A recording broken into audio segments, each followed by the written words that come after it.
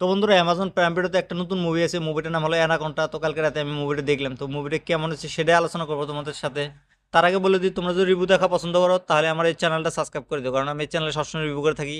আর তোমরা যদি মুভিটি দেখতে চাও, অ্যামাজন প্রাইম ভিডিওতে যা দেখতে পারো, সেখানে হিন্দি ডাবিংয়ে অ্যাভেলেবেল আছে। এই মুভিটি দেখার জন্য তোমাদেরকে 1 ঘন্টা 40 মিনিটের সময় দিতে লাগবো।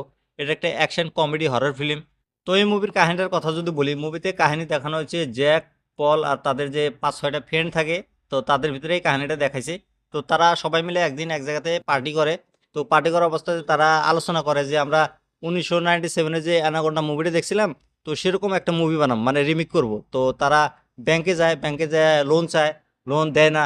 তো তারপর ওরা ভাবে যে আমাদের কাছে যেগুলো টাকা আছে সেগুলো দিয়ে আমরা মুভি বানাম।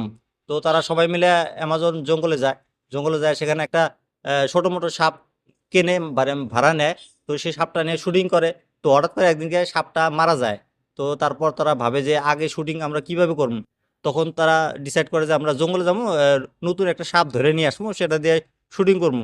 তো তারা সাপ ধরতে যায়, একটা বিশাল বড় সাপের সাথে পাঙ্গা নিয়ে নেয়। তারপর কি হয় না হয় সেটা কিন্তু তোমরা এই মুভিটা দেখলে বুঝতে পারবে। আমার কাছে মুভিটা কেমন লাগছে যদি বলি, আমার কাছে মুভিটা ঠিকঠাক ভালোই লাগছে।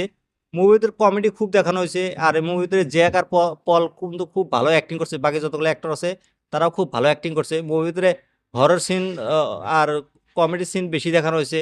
হরর অত ফিল হয় না। আমরা যেরকম 97-এ অ্যানাকোন্ডা মুভিটা দেখছিলাম, তখন আমরা টিভিতে দেখছি। তো তখন দেখে কিন্তু খুবই ভয় পেতাম, কিন্তু এই মুভিতে ওরকম একটা ফিল হয় নাই। মুভির কমেডি ভালো দেখানো হয়েছে, কমেডিতে হাসি পাইছে। একটা সিন আছে মুভির ভিতরে, যখন জ্যাককে একটা মাকড়সা কামড় দেয়, তখন যে তাকে বাঁচান লাগবো, তখন তো আর শরীরের ভিতরে পেচ্ছাপ করা লাগবো। তো তার যে একটা ফ্রেন্ড আছে, সে পেচ্ছাপ করে না।